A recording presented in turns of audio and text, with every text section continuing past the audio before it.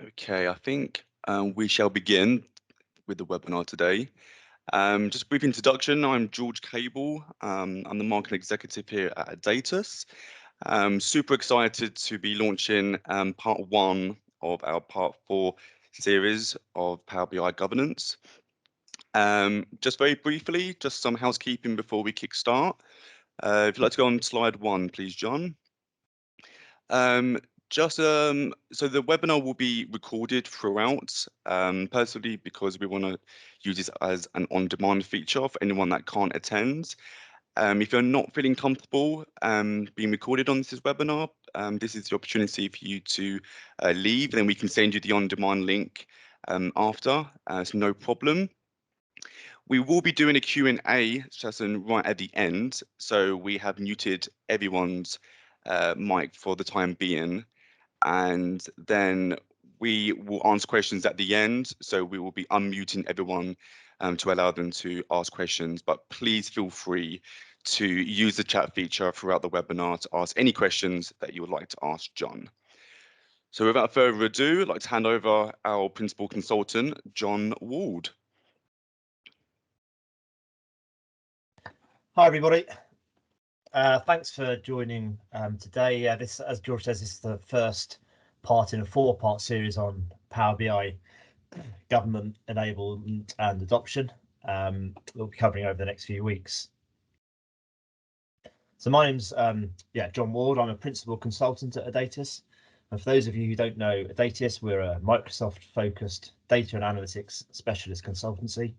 Means we only really work on data analytics, don't work on things like transactional or ERP implementation. So all our consultants are data and analytics specialists.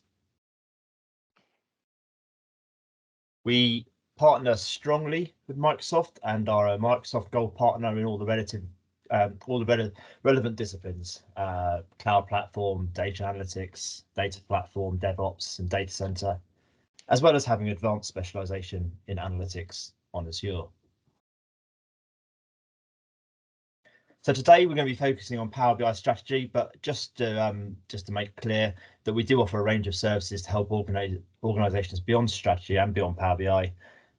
So our advisory services deliver actionable insights on all aspects of data analytics and leveraging your data assets effectively. We have accelerators that will help you get started quicker on data analytics strategy and implementation. We help deliver implementations themselves, whether that be Power BI or wider data migration and data platform development. And we have a dedicated managed services function that can help to operate and optimize your data platform, or indeed take on some of the technical aspects that are covered in your Power BI operating model. And I won't go into this slide, but just to reiterate that although today we're focusing on Power BI, we do help organizations in all of the end-to-end components required for a modern data platform via our sort of consulting, delivery and managed services functions. So in terms of me, I've personally been working in data and analytics for over 20 years, helping companies implement end-to-end data platforms and solutions. And as part of that, I've worked heavily with Power BI since it was first launched.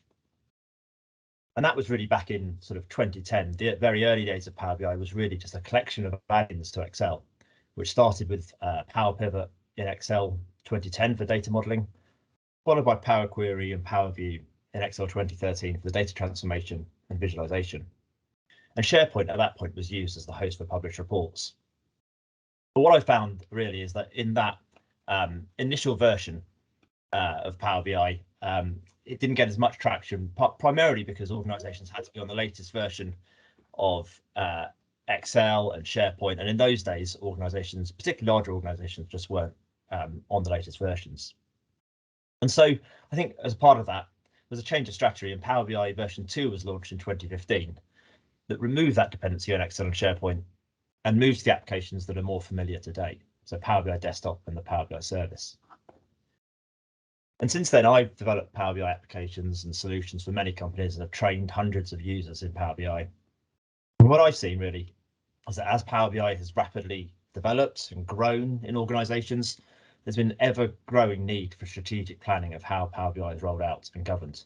And I've helped many organizations in this area. And indeed, I've seen the capability of Power BI grow in this area as well.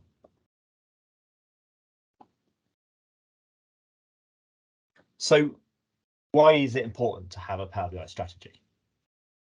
Well, what I've seen working with organizations, that if you don't have that upfront strategy and planning, it's very easy to end up with sort of multiple overlapping data sets that are unmanaged, ungoverned, sometimes with incorrect usage of data and Power BI, leading to potentially inefficient and sometimes incorrect reporting. And this has a direct impact on the business in various ways. For example, if users aren't able to get the level of insights from data they should be able to, this can lead to wrong or slow decisions, which cost the opportunity to grow income or to save costs within an organization.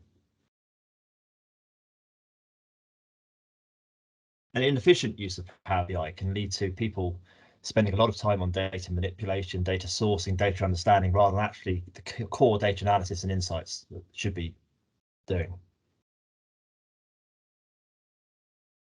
And if you don't have the right resources and processes in place for users, this can lead to them not being able to use Power BI in the right way on the right data. It can cause frustration and reduce job satisfaction. On the flip side of that, if you've got a well thought through strategy in place as part of your Power BI rollout and usage, this can ensure you're providing a single version of the truth through managed data sets, providing some high integrity solutions and driving effective adoption. And this leads to being able to provide the right data to the right people at the right time, and couple that with skills to use Power BI effectively can drive greater income generation and cost saving opportunities within the business. We can make the analysis of data more efficient, reducing that time spent on data sourcing and understanding and manipulation, and increasing the time spent on driving insights and making timely data-driven decisions. And empowering people by having the right resources, processes, training and support for people can drive much more effective use of Power BI, leading to greater efficiency and better job satisfaction.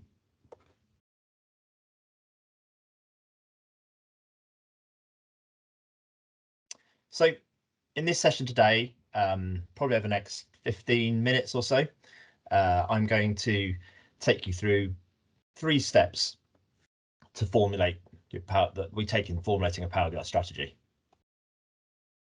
Starting to think at the top level about the why, really understanding your strategic ambitions for Power BI. So why are you rolling out Power BI? What are you actually hoping to achieve through Power BI at a strategic level? The next step is to look at what you're going to use Power BI for. What are the use cases?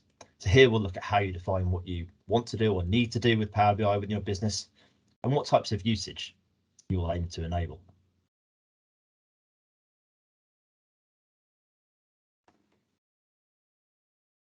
And finally, the operating model. So actually, how do you plan to meet those strategic ambitions and deliver those use cases? What components of Power BI do you need to consider, and how do you need to use them?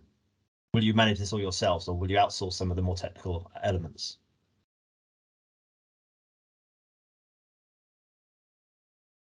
So I'm going to start by thinking about the strategy, the strategic ambitions, the why.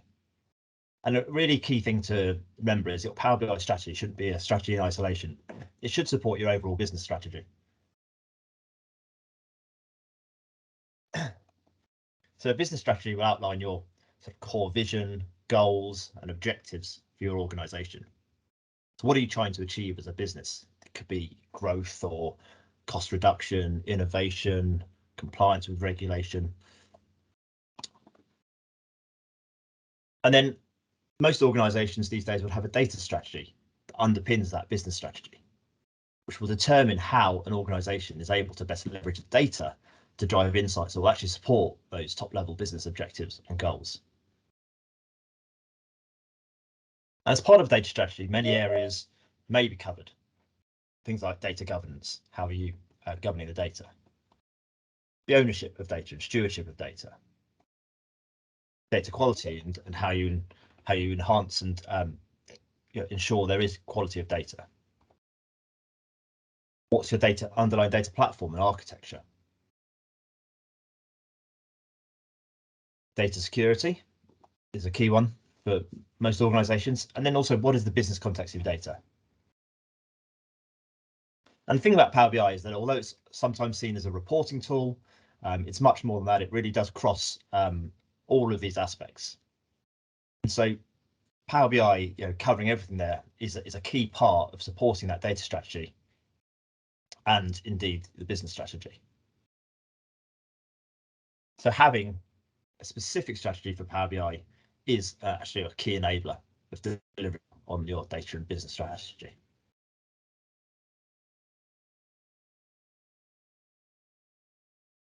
So determining your strategic ambitions for Power BI and how they relate to your top level business strategy is imperative in understanding then how you should roll it out and what governance is required. So some examples of some of the sort of key strategic aims of Power BI implementation that I've come across in organizations I've worked with may not be exhaustive, but some examples. Very common one is enabling and empowering self-service to drive much faster decisions in your business. Another example may be reducing the dependency on IT and reducing the bottleneck and the project backlog of IT requests for delivering data and reports and analyses. You may have a core strategic aim to reduce security risks around the data that you hold and need a tool that can encompass that. Maybe you've got no control over a proliferation of BI reports, and so need to really get that much more under management to reduce cost, reduce duplication, and make things more efficient. Another common example is decommissioning legacy applications, so moving away from old applications, saving the license fee, and driving greater functionality in newer modern tools. And in many sectors, regulatory compliance is really important. So I've certainly worked with companies where I remember working with an insurance company where there was an audit, and one of the key outputs of the audit was that data was being processed and managed amongst a myriad of Excel spreadsheets across the organisation, and it was deemed a pretty high risk to regulatory compliance. And so, looking at introducing tools to really help manage that in a better way can be a key aim, and Power BI can be a part of that. And there should be an understanding of again, as I said already, of how the strategic aims of Power BI support your data strategy and ultimately help to drive your business goals. And these will be different for different organizations. So there isn't a one size fits all strategy or plan for rolling out Power BI. So for example, if your key driver is to enable self-service, then you may have a completely different governance model than if your key driver is to ensure regulatory compliance and security. That latter may require more control, which may have to restrict some of the flexibility for users, whilst the former may need you to try and drive as much flexibility for users as possible.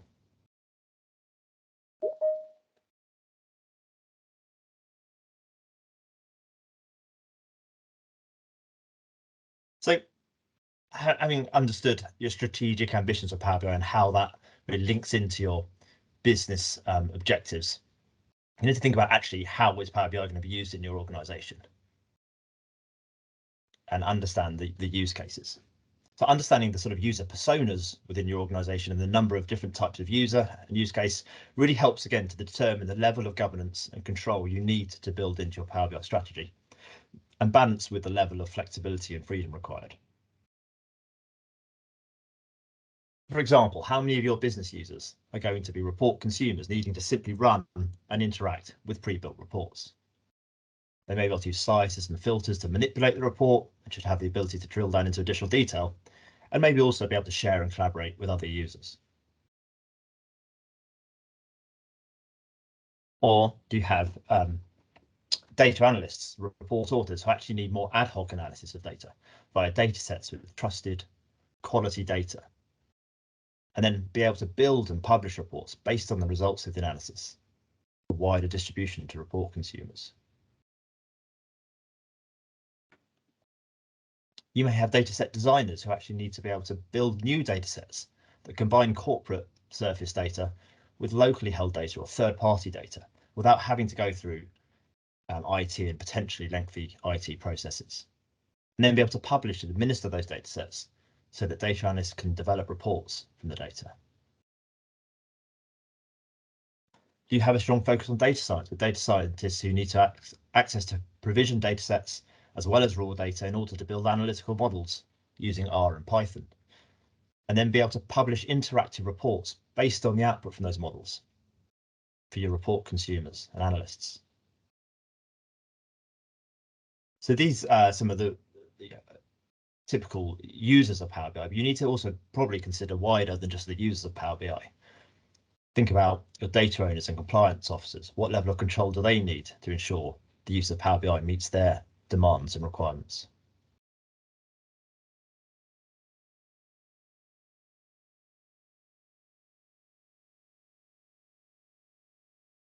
Another really key factor, if not the key factor in determining your sort of use cases and how you roll out Power BI is your level of self-service ambition.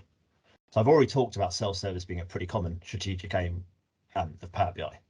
How far along that self-service ambition you are will determine many of the aspects of the operating model. And we typically talk about 3 levels of sort of self-service and rollout. The corporate BI, where IT teams or potentially outsourced managed services support and build all elements of the solution, including the sort of data sets, but also the reports. It might suit an organization where your business really are just report consumers. Or managed self-service BI, where the IT or your managed services teams or even a central reporting team support and build the data sets where there's more expertise on understanding the data and the data sources.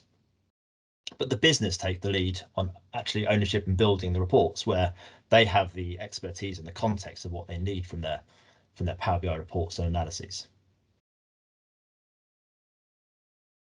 Or you may go down to the self-service BI model, where the business own far more the development and build of Power BI data sets and reports. So there's far less impediment than to be able to generate reports and analyses.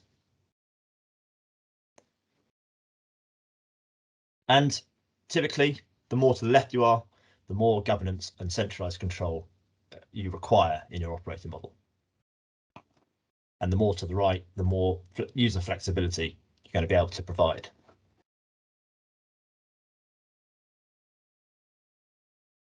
But typically, organizations need both. You need some level of governance and control. You need to be able to give your users the ability to do what they need. So there's always a balancing act, typically for most organizations, but how far you are from the right or to the left will be determined partly by your strategic ambitions and partly by your use cases and your type of business, and that will drive a lot of your operating model. So again, for example, a heavily regulated organization may need to be towards the left with strict control over data and report availability and security. But this risks limiting or slowing innovation and insight without the right model. Or a smaller or agile organization may want to be further to the right to ensure users have the freedom to make a real difference to the business. But again, that comes with its own risks, the risks of multiple things being duplicated and turning into sort of a bit of the Wild West.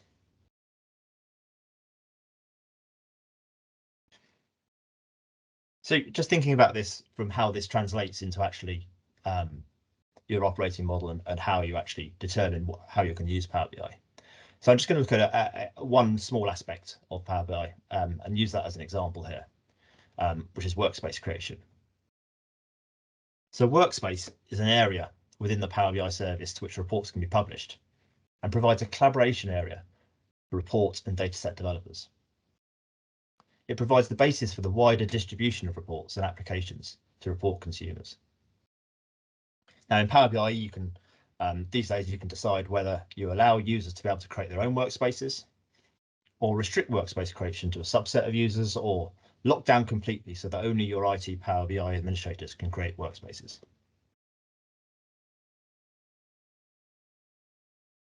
Now your requirements may need you to be to the sort of right-hand side from your strategy. Sorry, the left-hand side. Needing to be completely controlled centrally to ensure data and report security and to reduce duplication. So you may put in place a process whereby the IT team or your central reporting team understands the business structure and the business requirements and creates a set of workspaces that will fulfill the business need. With any future need change to this, subject to sort of change control and change in the business. Or you may have a situation where you really want to make sure there are no impediments to your users' innovation that may lead you to allow users to create workspaces whenever they want to administer their own workspaces so that they can share and collaborate and share and provide report analyses to the wider community very quickly. The risk here, as I've already said, really, is that you get duplicated workspaces for the same purpose and end up with sort of hundreds of workspaces that grow out of control.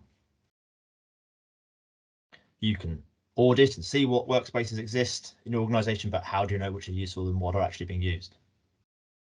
So you might need to start looking at some sort of hybrid options. Maybe this option could be that you maintain control of your workspaces through your IT or central reporting team, but give a relatively easy process for users to request new ones if there is a need. Your centralized team can then review those, say, on a weekly basis and approve or reject them with understanding of the context and all the other workspaces in place. Maybe you need additional processes for requesting addition of users or change the security model within the workspace. Or another option that may work for your business is to actually delegate control to a handful of power users or Power BI champions. You can process users more quickly. So you may have a sort of power user within each function who is much closer to the business needs and can pretty quickly decide whether a user's request for a workspace is valid and is not duplicating someone else's effort, and create that, and potentially even then grant that user administrative access to control that going forwards. So a lot more flexibility, but provides some level of control and oversight. So just an example, more at the sort of detailed level of rollout and governance, we'll be looking at a little bit more in next week's webinar.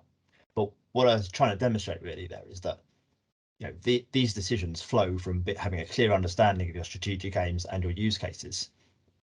And the more you understand of that up front, the better you are when rolling out Power BI and avoiding getting into potentially a bit of a mess.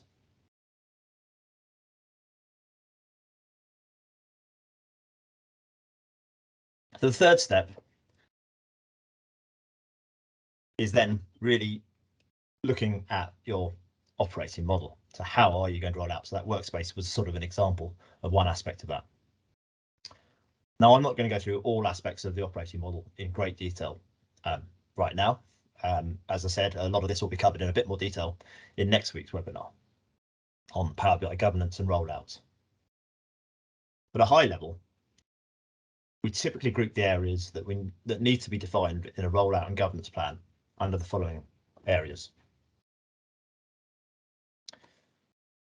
So people, who should own Power BI within your organization? And within which function does it sit? Is it IT owned application or a business owned application? Have you got executive sponsorship and buy-in for Power BI? How will your Power BI teams be structured? How will you enable usage through appropriate training and community activity?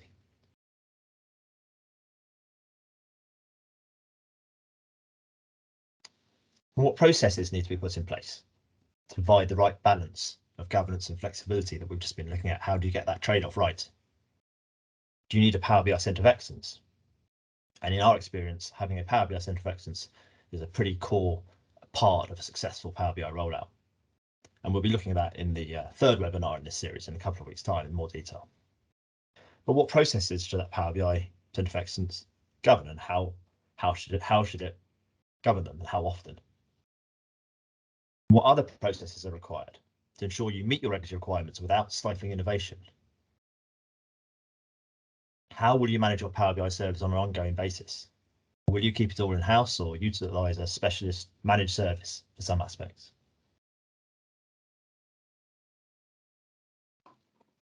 And technology and architecture. What is the licensing model you'll adopt to ensure that you can meet your strategic aims and deliver on your use cases? How will your reports and datasets be version controlled? How will you ensure security requirements are met? And how will you monitor and audit the usage of Power BI applications effectively?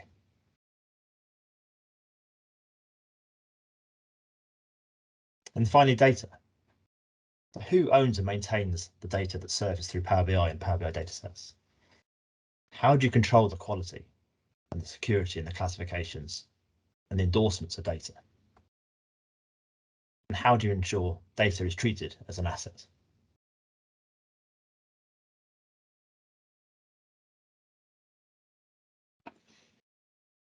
In terms of getting started on a Power BI strategy, whether you're at the early stages of a Power BI implementation, or if you already have Power BI within your organization, but can see there are gaps in your rollout or gaps in your strategy that need addressing. And we've got a tried and tested approach helping companies define their strategy and rollout roadmap. And that typically involves an assessment of your current situation and, importantly, an understanding of the strategic ambitions, both for Power BI and related to your business objectives. Analysis and understanding of your use cases and personas and mapping them out within your organization. And from them, that drives recommendations for your strategy and that operating model and the different components. And finally, from that, a roadmap can be formed to help plan your way forwards, whether that's in your rollout or indeed in adjusting your current situation.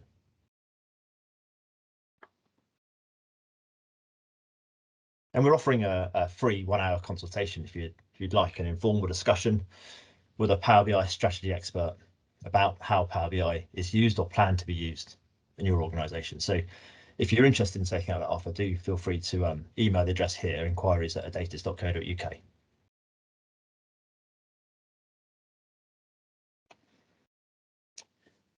So that's pretty much concludes the content for this first webinar. As I said, this is the first in a 4-part series. We've got follow-on sessions over the next few weeks, focusing on Power BI adoption, governance, and enablement. So next week, Laz Vistakopoulos will drill down into more detail on the areas that you should be including in a Power BI governance and rollout roadmap and plans. And then on the 10th of February, James Barrett will be taking a deeper dive into the Power BI Centre of Excellence and how important and effective COE is to the successful rollout of Power BI. And finally, on the 24th of February, we'll be taking a look at the impact of change on the business, which is often underestimated when rolling out Power BI, and how to best manage that to avoid disruption and drive adoption. So if you haven't registered for these, the other parts of this series and you're interested in any of those topics, then please feel free to register for those as well.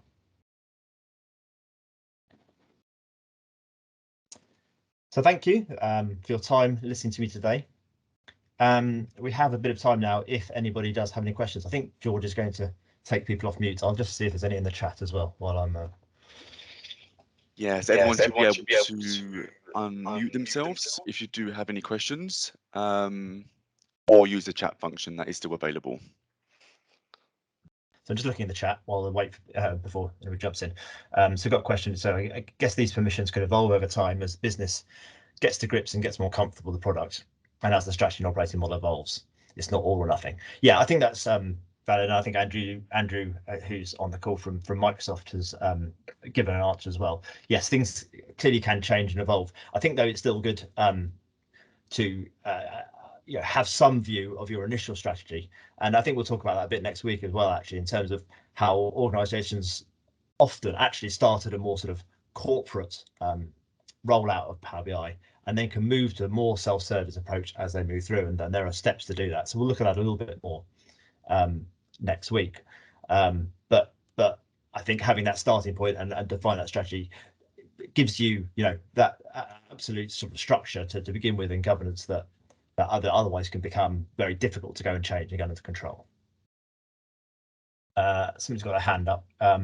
David, who asked this question. David, did you want to follow up on that? Yeah, so ish, I suppose. So we're in the process of going on a bit of a data discovery journey ourselves and defining that strategy. And So I'm in the application central services part of the business within IT, and we got a request in from marketing to kind of switch on circa 200 Power BI licenses. Yep. Scares me to death. We don't know enough about it, and I think what I'm trying to get to my stakeholders is that we need to have the foundations in place. We need to know what we don't know. We need to set ourselves up for success. As my fear is, we switch on those 200 licenses, and it's a bit like opening Pandora's box. And if you know we show the potential of what it's got, we could be inundated with requests. We could start to mess things up, screw things up from the start. And I suppose I'm just trying to send that message up the chain to exec that it's not a case of just buying a license for a product, switching it on, and hey presto, we've got some nice little dashboards we can all look at. So I think what you've run through here is everything I've tried to explain up the chain. So it'd be great to get a copy of this slide deck. And in terms of trying to explore this a little bit more with you guys, is it that inquiries that we email address that we can just use? Yeah, if you send an email to that, then one of us will pick that up, and we can grab some time with you, David, to talk through that in more detail. Yeah, absolutely. Happy to do that. But yeah, I think and it's been the way for many years that actually it's so easy for people just to get Power and other tools and parts of other that often what happens is people almost start using it by stealth behind the scenes. So whether you like it or not, people can start using these often, and you can lock things down. And some organisations do have things locked down, but not always. So yeah, so it's pretty important to try and think through this foundational stuff as quickly as you can, or it can get away from you. There's not to say it can't be corrected and changed, obviously, but better to have it set right up front if you can. Has anybody else got any questions? Feel free probably to put your hand up if you have. We've got a few, so I can answer Mike Taylor's. Right. I was sending out an email after this webinar with all the on-demand links. On that email, there is the links to all the other three. So by all means, register via the email that I'm going to be sending out to you guys. Yeah. Okay, the next question.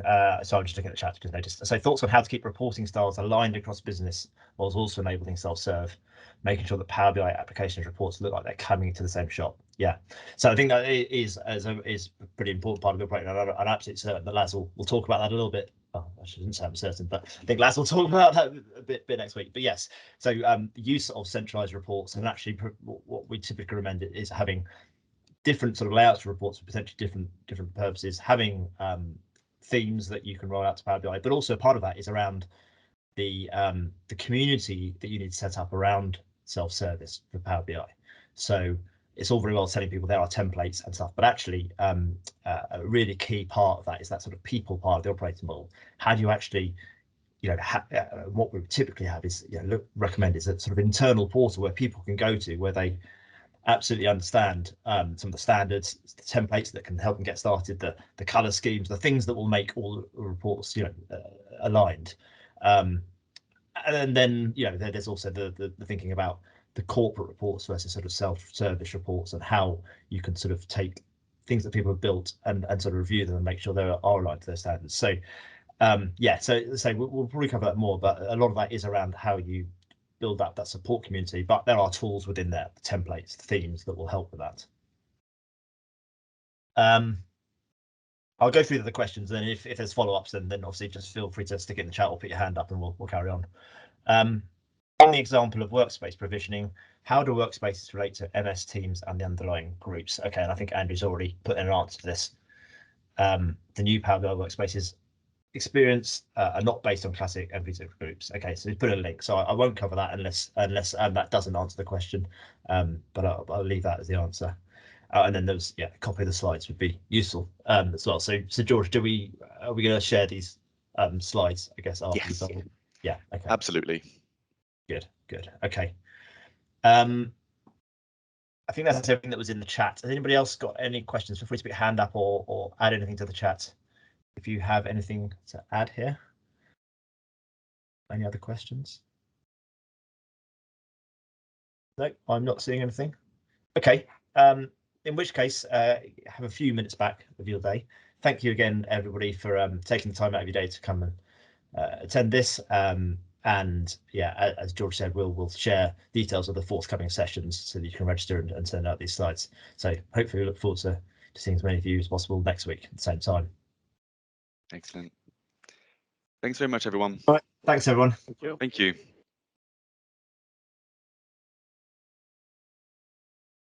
Thank you, everyone.